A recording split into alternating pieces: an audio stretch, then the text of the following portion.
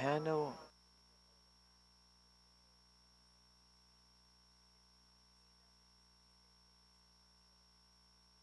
shared. I believe that it's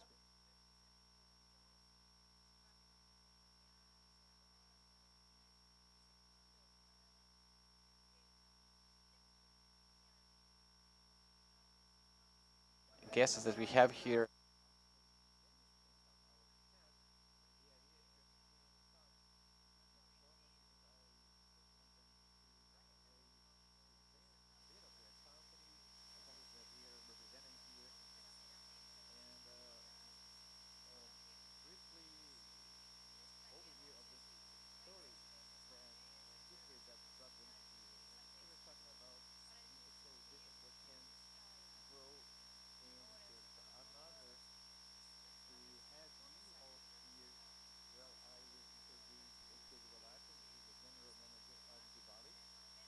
Tatiana Mattos, who is the CEO of BlaBlaCar, who also and Leandro Castro, the CRO of BeerOrCoffee, and he will explain about the change in the company's name, and Tereza Santos, CEO of Sympla, and also here with us we have Edson Lopes, the CEO of Flixbus.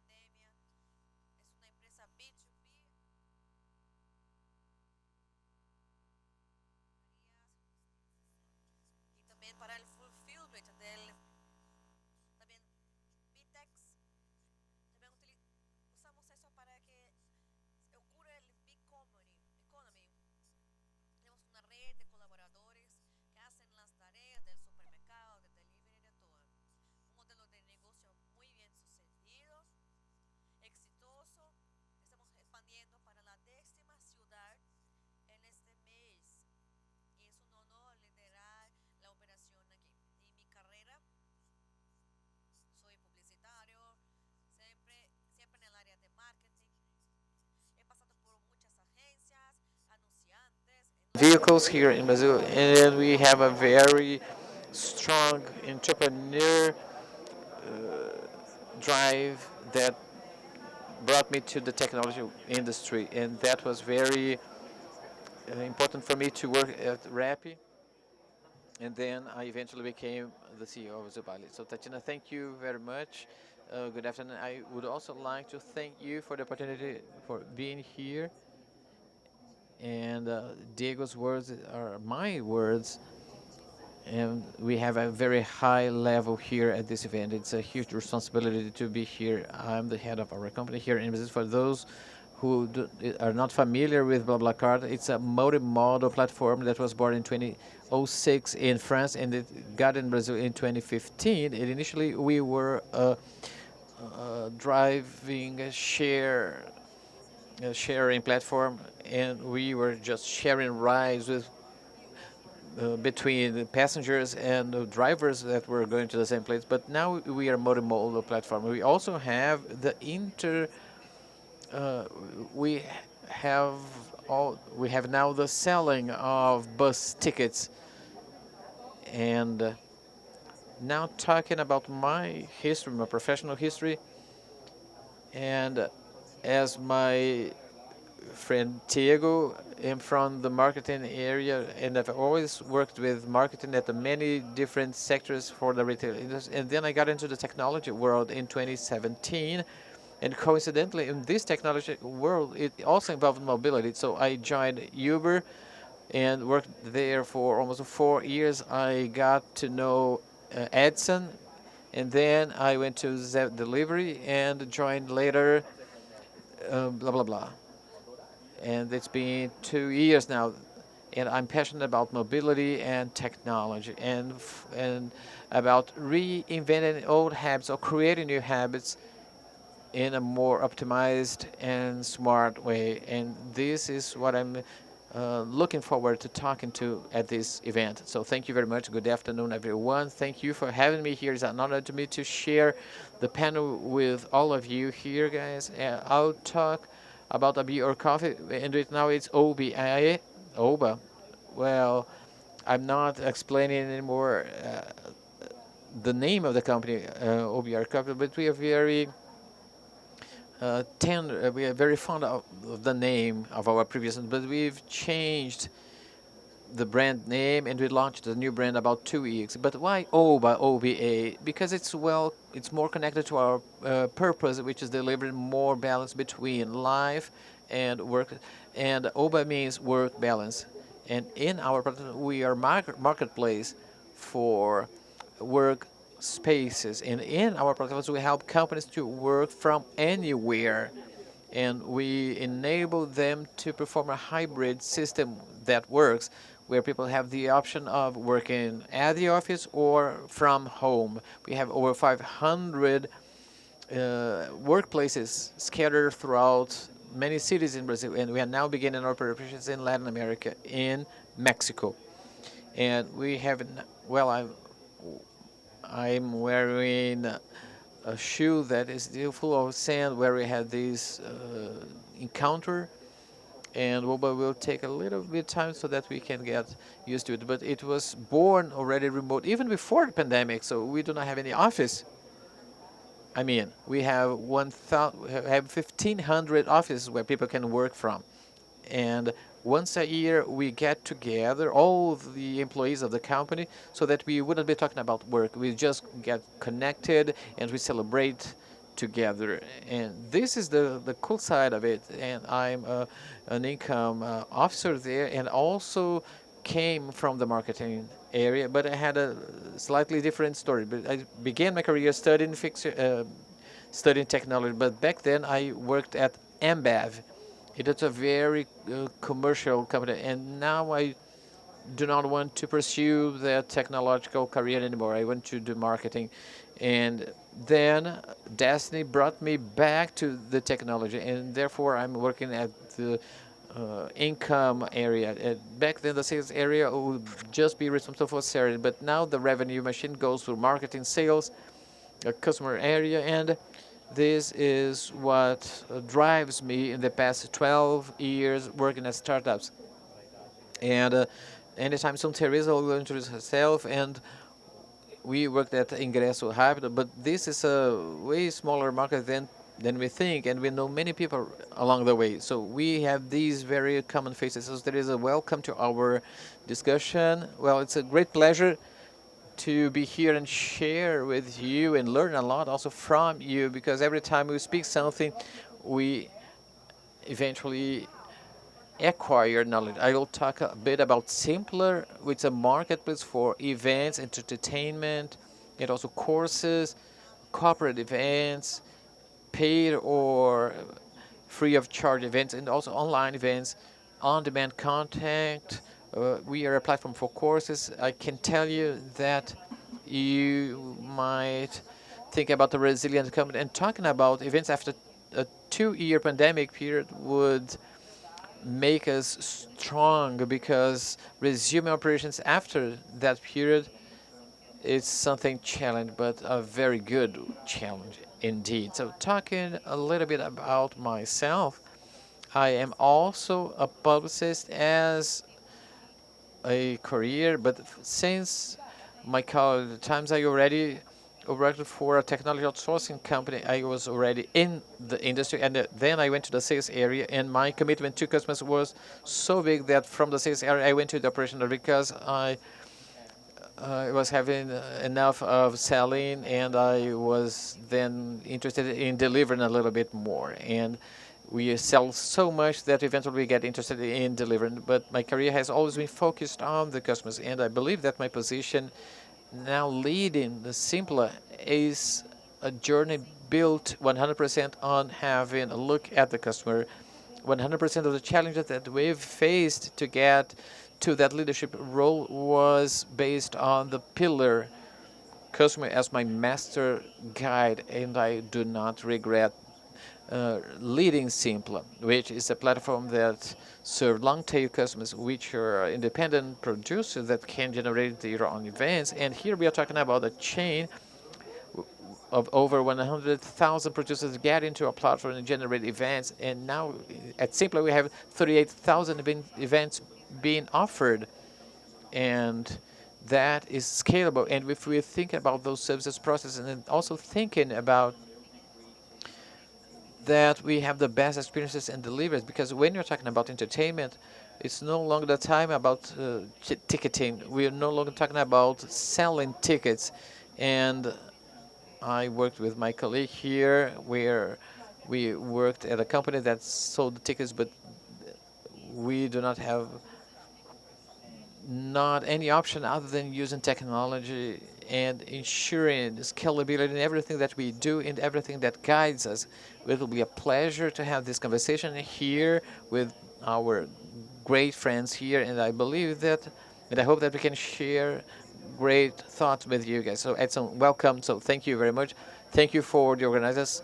It's a huge and beautiful event, and it's unconventional. And I would also like to thank the other panelists. It's an honor to be here and to talk about the digital world. So I am a leader of Digibus, and we've launched our operations in December 2021. After some period of preparation during the pandemic, we are one of the biggest players in terms of transportation worldwide. In Brazil, we are the biggest one. We have a large mission for Brazil, not only about providing a solution that sells bus tickets online and offline, but also providing the entire platform for people to be sustainable on the consumer's end in the bus industry. Brazil is one of the biggest bus-related markets, and we have this as our priority, top priority, growing in Brazil. It's a huge regulatory challenge that we have, also a competition challenge, but we are very confident that our value proposal is very relevant to the market. But now, talking briefly about our trajectory, well, I'm not from the marketing industry. Well, I began as an engineer, I began my career in the financial market, and then I worked as a consultant at BCG, and then I moved to mobility because I thought it would be brief, but much to my deception, it was not. And I worked at the Uber. We worked at every single team there, and then I joined another SoftBank company, which is Oyo, which is an Indian hospitality company. And for the past 3 years, we are leading the expansion of Flixbus in Latin America. So our central proposal here is to be able to bring your strategies and stories about the successful story of digital world and how this digital business can be built successfully. So is it technology? Is it people or people management? So what are the tools and the challenges? What do we have in front of us as challenges, and how do you read the current scenario and the future scenario as well? Because every company that you represented here in many moments do that. They have a look at the social dynamics and see what is changing in people's behaviors and what changes in the way they consume and relate, in the way they commute and work. Is that meaningful to the companies? And that points the way to innovation so that we can offer something that makes sense and improve the lives of people. What has changed so much in society for a company to start believing in the digital context before anything else? And I start from back to front. So could I start with you, Cynthia? So feel free to exchange your opinions. So let's talk about this social dynamics that is so much impactful in the way we would be building a digital company. And we are talking about now what's changed in society so that people have this speed of digitalization that has become even bigger. To mention briefly some of the relevant things, obviously, is digitization and connectivity through smartphone. The existence of the solution is something that increased the presence of digital in people's lives. So in the past 10 years in Latin America, we went to 75% of digitization, which is the same level of developed countries.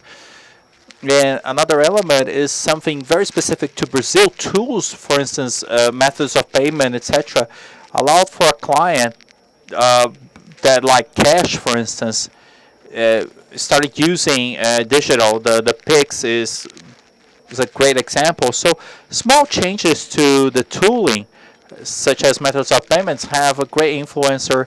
Another point was the matter of the pandemic. So e-commerce has grown in 2020 compared to last year in 60 something percent in Brazil.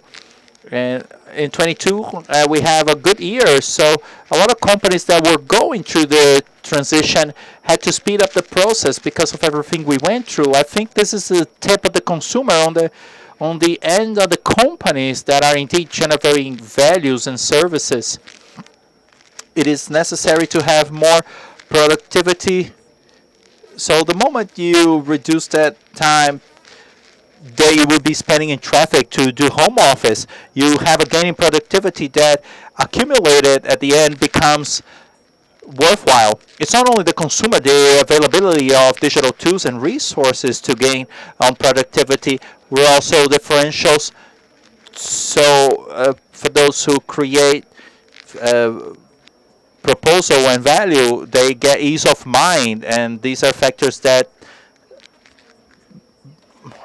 this can be seen in areas both of, all of you represent. For instance, booking of co-working. Yeah, I was joking here with Leandro, but that's it. Yeah, the way the pandemic did, it promoted this change in behavior.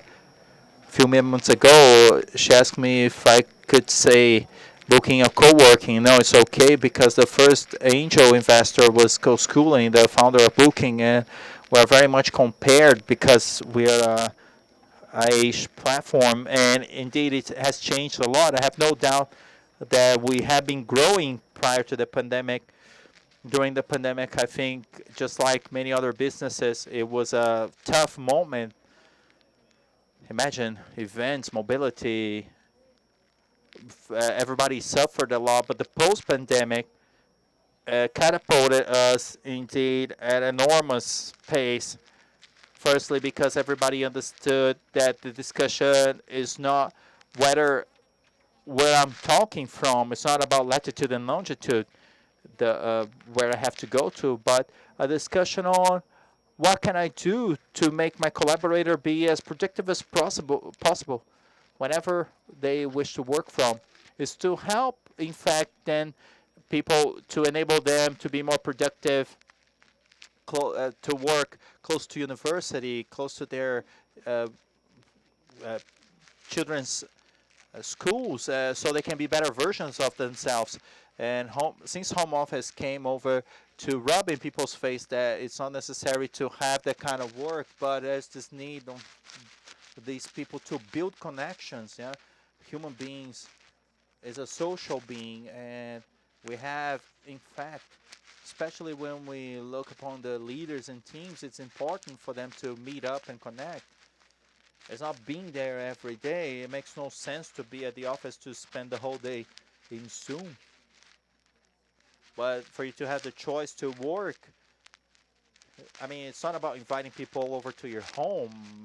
It's exactly what we do. We deliver offices close to people's homes, which are more efficient and comfortable, whether they have to deliver the best of hybrid, to be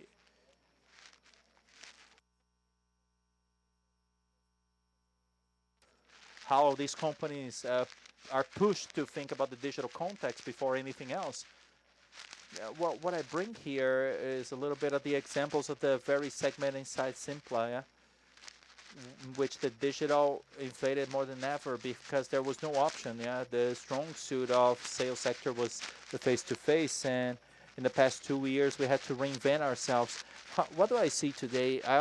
People always ask me in all forums which we participate in whether digital came to replace the face-to-face experience, especially regarding entertainment. We go through a wide range of lives and a flooding of online events, and now we can see the strength of the recovery. And we never see the producer finding digital to replace the presential. It's to complement an experience. And when it comes to the sale of experience, uh, we have no path that is not to look upon the well-being of that person. Experience starts to be unique the moment you start to acquire your access to an event. Yeah, everybody wants comfort. Yeah, we're at this niche. We don't want to be walking backwards. I was happy buying my daughter's snack through the app, and I remember my mom like just getting bread and butter for me before going to school. Time is money. Yeah, everybody wants the ease of practicity. Yeah, we are valuing our time more than ever, and nowadays there's no backward stepping in the digital market. In the Sympla market, everybody wants to ensure the best ticket. If you manage to get tickets nowadays, you're already one step ahead. If you manage to get the best seat, the best sector, so your best experience starts. What we have been bringing forth more and more is we want practicity. We want an easier life. Our whole lives is on the phone. Yeah, it's changed. Yeah. Just a few moments ago, my mom had recipe books, so she found the app for panelinha.com. Do you want anything better than that? Instead of having a lot of stuff stored up in the, so we want ease of access. There's a lot more to come. It's a point of no return, and companies must adapt themselves. When we look at the collaborator, the world of tech we're talking about today, it's hard already to find collaborators. Allowing for them to work freely and great. We are here seeking results. We are no longer on the economy old mode in which we had to punch in. So if the person delivers better from home or the office, or so it's based on result. Having talent to work with you, it will allow for freedom, and for that you need technology. There is no other way. It's a no return ticket. It's a one-way ticket. So time always counts greatly on the answer. People want convenience, and they don't mind paying some service fee as long as the delivery is good and efficient. I think that's the secret we have. And those who did not accept digital so much, they were forcibly pushed into accepting it. So we have to find ways to better adapt to this hybrid, because we miss the face-to-face. It's wonderful to have everybody together here, but we also have to find the best route for this hybrid scheme, because we have something for all tastes, and companies must adapt to different profiles. Tatiana, do you want to talk a little bit about this social change here? Yes, of course. I think besides what my companions here shared, Rosana touched on a key point here. When we look upon societies and consumers, without a doubt, time is the biggest word here. We've been discovering, and even before the pandemic, it was latent. Yeah, we have a never scarce time. And for the longest time in the beginning of the pandemics, people did not even know what they would do with all that time in their hands. And from the moment we start to rediscover how much this time is worth, and those digital transformations that have been accelerated by the pandemics, how they give back that time to us, I agree. There's no going backwards, I think. When it comes to digitization, I talked about that in other opportunities. A lot of people think, wow, digitization and technologies are machines. And at the end of the day, what we seek with digitization is to optimize or reinvent or invent new processes that are simpler and will give back time to people.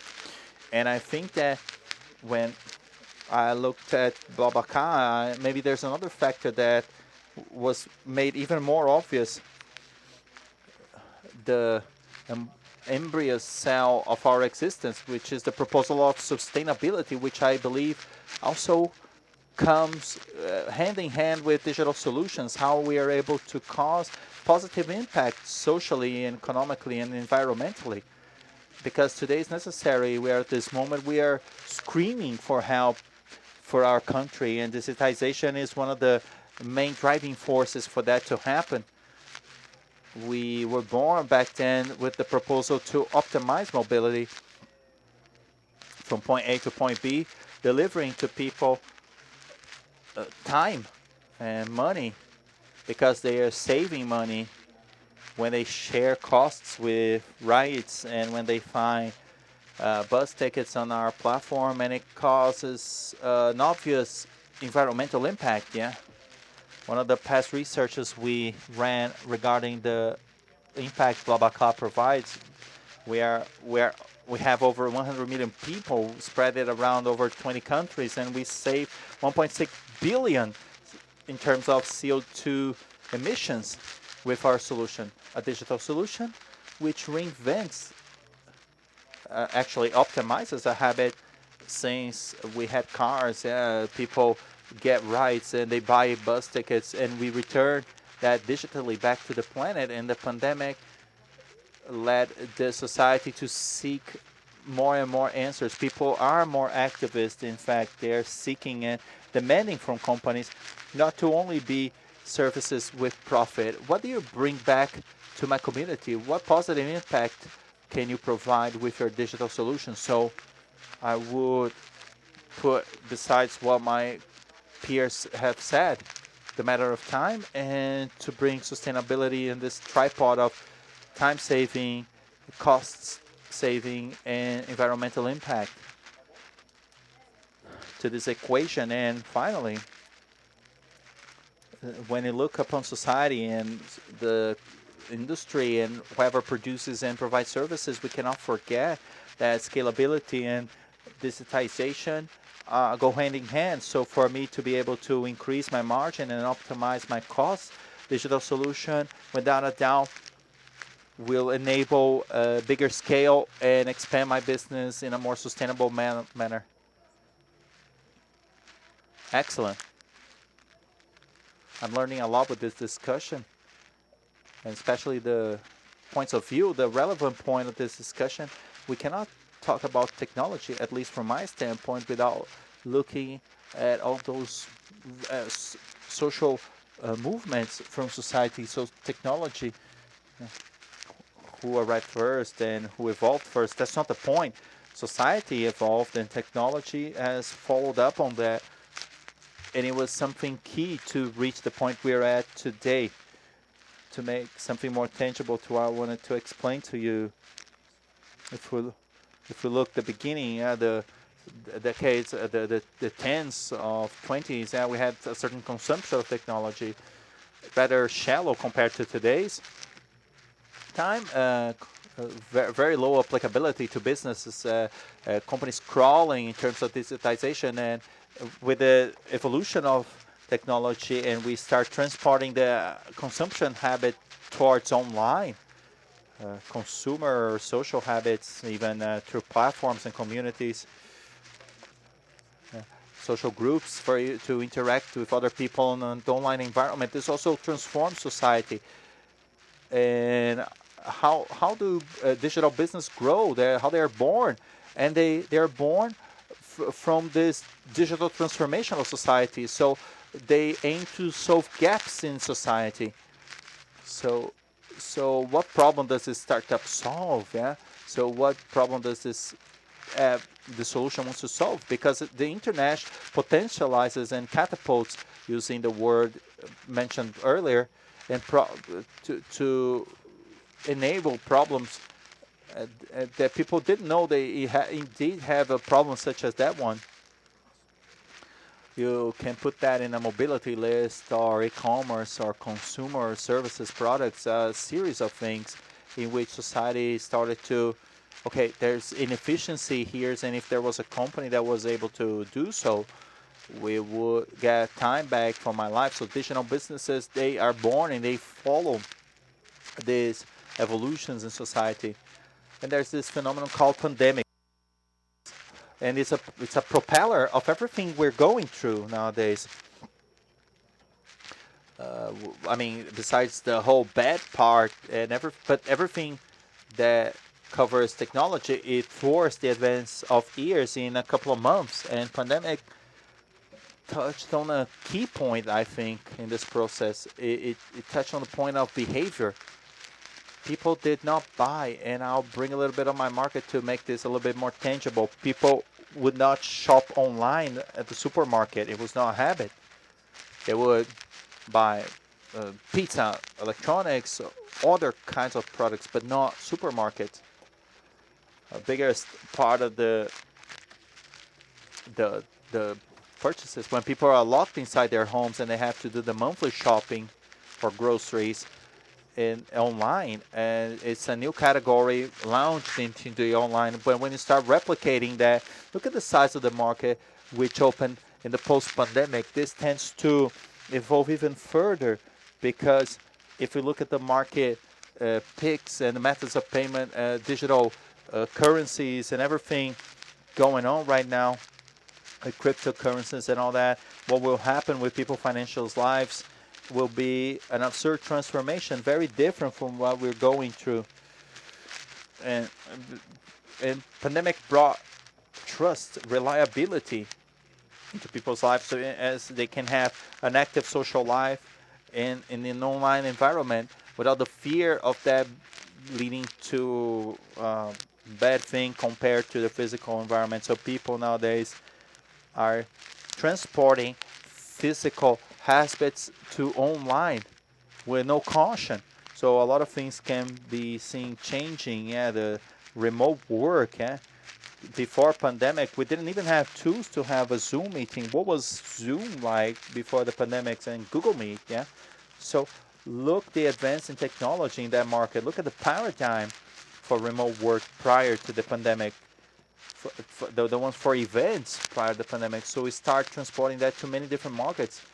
For my vision for social advances, and when I look parallelly into e-commerce, I see a market which any prediction we may have for e-commerce in the next year certainly will have a rather wrong prediction forecast because this market tends to change absurdly.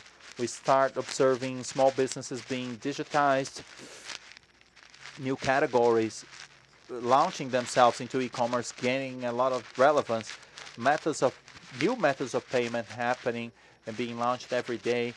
We start to observe new e-commerce platforms at every moment. This phenomenon of influencers and non-influencers happening that is breaking bubbles and is going to change the habit of consumption greatly. So when it comes to technology and the moment we're going through, it is magical.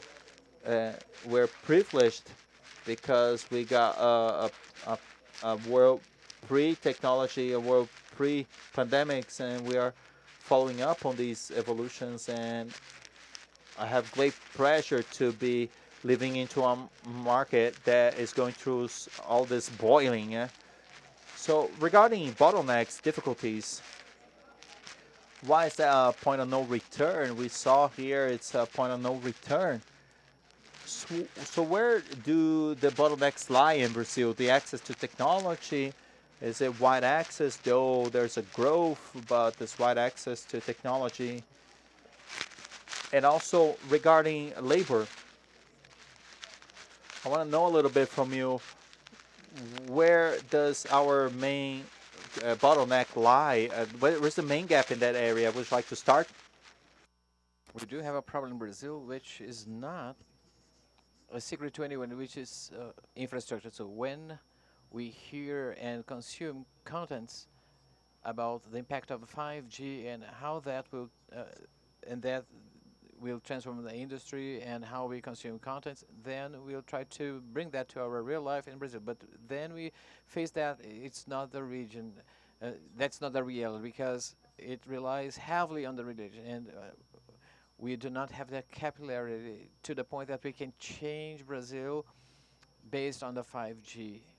And therefore, we must reformulate the entire Brazilian infrastructure. And another very relevant point is, and that's a very interesting piece of data. We have an average of 2 cell phones per person in Brazil. We have 210 million people, but just have a look at the number of mobile devices that we have. But most people use social media and they access their content through their cell phones for consuming contents, and that's changed a lot for financial transactions, for instance, for purchases online, and that opens a wider range of ways that you can transform that market. But in my opinion, we have a problem and a challenge to be overcome, which relates to infrastructure. Perhaps the private sector could bring solutions that would minimize a bit of that infrastructure hindrance. But certainly, if on the one hand we have this problem, we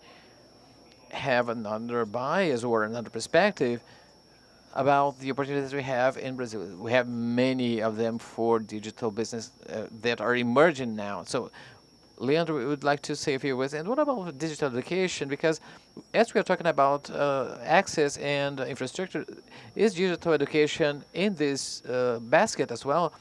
Yes, we've already addressed the matter of time in technology, but I see that we do have oftentimes a confusion from the companies that they confuse that with uh, innovation. And what do you adopt as a technology tool, and digitalization as a brief example is like buying a computer and a printer and having system. Digitalization is removing a process from my company where I have to sign a piece of paper and I would adopt a platform like DocuSign to have my documents signed. That is digitalization. So when we have a look at education that also goes through the revolution, we do have some data that if you link to the American reality, you have a $1 trillion problem in the United States related to education, because we have people that would no longer believe that they will be profiting from entering the university, and after that period they will be having a debt they do not know if they will be able to settle. And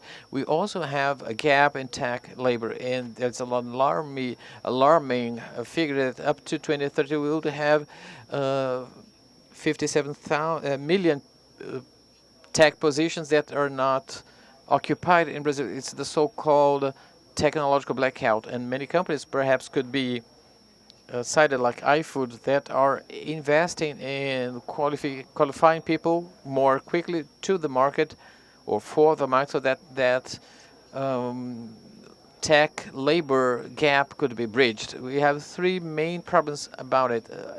Back in the day, this sort of labor was just needed for tech companies, and back then we disputed dev people, and now Ford, Ambev, and Ambev is positioning itself as a technology company competing for a product head, for a piping head, for instance, and that's increased the competition for that sort of labor a lot. Some barriers have been broken as well, and we already had that in the technology world. However, a pandemic expedited that, and now we do have people being hired to work in American companies in Europe or in any other location of the world. And in the third place, we have our currency, because most of this labor qualified in Brazil is paid a certain salary in Brazil and a certain uh, compensation in US dollars for a foreign company, or here you're talking about a 5-figure compensation. Well, if it were a 4-digit compensation would be relevant, but it's very important and necessary to expedite the technical education process, because it's no use thinking about solving this problem by having people graduating in a 4-year university course. And this is a portion of the challenge that we have here regarding digitalization. So here I bring you a bit of the perspective of the buyer, of the consumer again. I bring the relation of time because from the moment we start digitalizing things, even if we are on in the customer's shoes, we are looking for even faster responses. We must have companies even more prepared for very fast responses and answers. So that's the price that we've paid for technology. And Procon has become a reclaimer key, like a complaint service or even social media. In 1 minute, people get viral if we do not fix that fast. That's one of the bottlenecks that we are having now. We are more exposed. Well, and that's a good thing because we are more intolerant to uh, delayed answers. We already send a WhatsApp message and look for an immediate almost answer after just a couple of minutes. And that reflects also into our business and consequently in the processes, investments, and everything else. And another point that I would point out is related to events. And we still have a regulatory shortage. We notice that laws are not fast enough to keep up with the market. And we've come up with many bureaucratic regulatory issues that are not adapted to the pace, the quick pace that the world is evolving in. So these are the topics that are bringing us gaps that we will still live in with for some time. And at least in our event sector, this is something very noticeable. I think that those regulatory issues uh, impact Edson and Tatiana's areas. But just let me add something so that we might not the thread of thought. So it's a very tricky point, but society in this point is also evolving to new ways of working. And our relationship with work in terms of regulations is not, I mean, it's not keeping up the pace of the changes faced by society. People are looking for new ways of working and the relationship that they have with the companies is totally different. So they have a huge impact, and the law is also slow at developing tools for that. And I'll take a step back and provide you with my perspective about the bottlenecks, and then we get into the discussion about the regulatory issues. So can you hear me? Yes. So talking about the bottlenecks in digital transformation, I believe that you talked about what is the access lever at the consumer's edge, how we will be using the digital world to access the consumers. I would like to talk about the digital in the companies. How do we create this digital culture for processes, people, and technology? When you look at the companies who were not born digital, like a bank with the entire technological legacy, and just imagine if they had to modernize the code of a bank like Bradesco, for instance. That was very complex, but companies that were not born digital have a more difficult approach to digitalization. So, but what is the secret about my perspective? I believe that in the people-related part, bringing people in from the technological world is not something that we can wave. I mean, we must have these people to make digital transformations. And that relates to your example about technology and society, bringing in people from the tech world with a digital mentality or a digital mindset.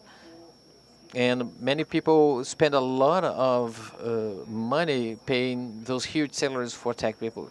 You should also change the mindset of the leaders so that they can cascade down to the very beginning levels of the company. So in our own case, we were born already digital, and during the pandemic, we had these hindrances in technology and process. Many of our pricing tools that we used to use for price and bus tech for external tools, we internalized those, and we developed all of that ourselves. Because if we replace human labor, we'll be using our best, but perhaps the use of those tools in the companies And the related access and the ease of using those tools is an internal bottleneck in the companies, so that uh, smaller companies would have access to those tools, and larger tools would make the best use of that use of the smaller companies, so that they create competitive advantage in a more efficient way. So, related to technology, during the pandemic, we needed to expand process during the growth of e-commerce, and also due to all the transformations we had, and that demanded us an amount of investment, an amount of money that we did not have back then, and the cost of making this transformation perhaps might be optimized if we transform people and process. In our own case, perhaps the regulatory bottleneck is not so much related to that money, but also but rather related to how much people are afraid of having that becoming a differential in their company, and that perhaps might differ my challenge the status quo, but bringing in digitalization is something hard. And Itaú, we lived that, and now I'm living the same sort of experience, but in another context, in another mobility context within the bus industry, and that is a challenge as well. And to fix those bottlenecks, sometimes we might have this regulatory framework fixed, and sometimes it's very complex for you to adapt your product to the market due to compliance reasons. But there are many barriers that global companies, when they come in Brazil or in India, in more exotic markets, compared with Europe and the United States, they go through those processes more intensively. Yeah, I would like to add a few words to uh, our friends' words, and I believe that everyone has already addressed most of the topics, and I don't want to be repetitive, but it's an additional paradigm that I have. Well, it's based about this dichotomy between the companies who used to be analog and were forced to get digital, like BlaBlaCar, and companies like BlaBlaCar that was already born digital. And when we talk that we were born digital, that means that we were born from a digitalized and consumer solution, but internally our process were already digitalized. But when we have a look at the consumers, again, if we put consumers in the center and understanding how our country works, we have a conflict with generations, because some generations were born 100% digital, and that's very simple. It's easy to talk to them and talk about digitalization with those guys. However, we have many people who were born analog, and when I have a look at those people and bringing that to the bus reality, perhaps today almost 80% of what is bought in terms of bus tickets is made offline, and that is based on a habit of a generation which is most cases analog, and breaking that habit and then bringing in the digital logic to our bus market is a huge challenge, and that does not take place in our sector only. For instance, people were not familiar with buying goods on online grocery stores. We have this conflict of interest, but obviously that has consequences in the company, so that we can create digital process. But it also it's also relying on the consumers, and well, we have run out of time already, and I had another billion questions to ask you, but now I leave you some room for your final considerations, and I would like to spend another hour here, because there are so many other topics like humanization of the digital world that we've already discussed, and having a look ahead. But nevertheless, I'd like to thank you all for being here and ask you to tell your final thoughts. So, thank you for your attention. It's been an incredible discussion so far. I love about talking tech, love about talking about people. And as a final thought, if you want to think about future business or bring professionals to our career, or what the sort of professional that I want to be, we should consider the human aspects of human evolution, because you will eventually find gaps so that you can develop a different skill and develop something interesting for your company. So thank you, Tatiana. It's been great hearing to you this entire time. So I thank you for having learned so much from you. But I believe I have two thoughts about building future business and also digitalization. And the first is I reinforce what Thiego said. We cannot refrain from having a look at the human aspect. Digitalization is just a means, but the end is human. Either it's B2B or B2C, we are trying to bring solutions for humans, which that is something that we should not ignore, that they go hand in hand. One serves the other. And the other point is that these exchanges that we have had here, may they be even more frequent. And I believe that we've shared a bit of our own bottlenecks here. Is that so many different segments, except for mine and Edson's, and bottlenecks and the drivers are very similar. But we can only think about digitalization of the future with segments thinking less about or about themselves, not health tech just thinking about health, and fintech just thinking about the financial part, because we have many similar solutions and problems. So thank you very much, Leandro. Now your final thoughts. Well, I will leave you a message. So I believe that my grizzly beer denounces that I'm a rather old school guy, and many people have already started working during the pandemic, and I believe that everyone here had the opportunity to work and learn a lot from our leaders, with our managers, almost in osmosis, so that we could see everything that they were doing,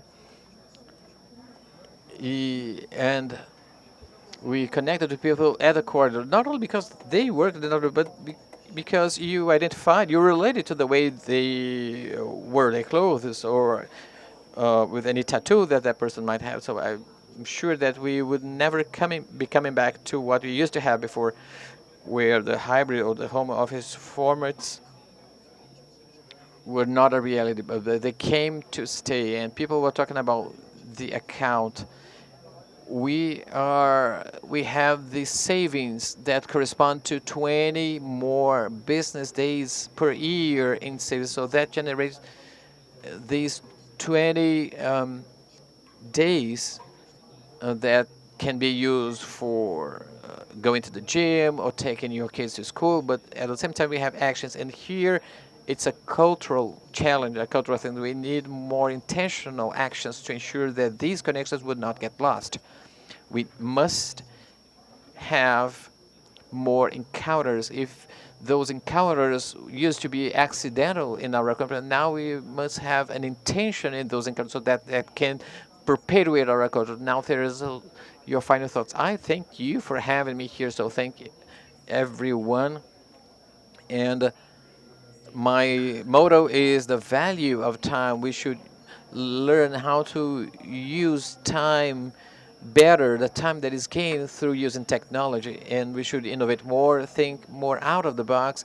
And I believe that that is the good part. There's no limit anymore. Now we have wings to think out of the box and democratize things. So we can see that it's wonderful having people in mainland Acre, the state of Acre, remote state in Brazil, that would have access to such a content that would not be available to them before. And we made these contents more democratic by using technology. We should use it to our benefit, and we should also innovate every single day. Again, we have no limits to it. We have wings. We were given wings, and now we can engine everything together and provide everyone with higher flights. I believe that everyone who is on the other side of the screen is benefited from this information. So I thank you from you. I learned a lot from this conversation. So we should, I believe that innovation lives in the impossibility of foreseeing things. And if I had to leave you a final message about digital first message, it is it's worth investing in a innovation culture, in a digital culture, and thinking about a long-term project within that context. Because historically, this is how we survived. This is how we dominated the market, and this is how we will perpetuate things in the future. And the idea is to evolve even more along the time and have more opportunities to do more. And the world will take an even faster path, and it's worth, as an institution, as a company, to create this mindset in people without losing track of the human side. Okay, and now time is up. Time is very up, and thank you very much for being here, and enjoy the rest of the panels here. Thank you so much for being here, and also